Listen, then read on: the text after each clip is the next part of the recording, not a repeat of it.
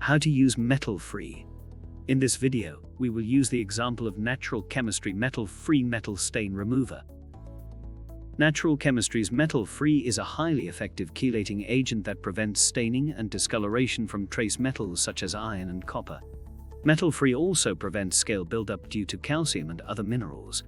These trace metals and minerals may already be in the pool water or in the fill water. It should be used as part of a well-designed pool maintenance program where local water requires it, or where well water is the pool water source. Routine usage directions.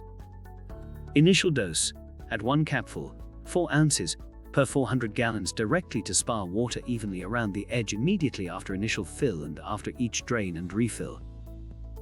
Weekly maintenance dose: add 1 ounce per 400 gallons, 1/4 of the large cap, weekly directly to spa water evenly around the edge. Useful tips. It is recommended to wait at least 20 minutes to an hour after adding water balancing chemicals. You should wait to 4 hours to swim from the moment you use calcium chloride in your pool. Thank you, I hope that information helps.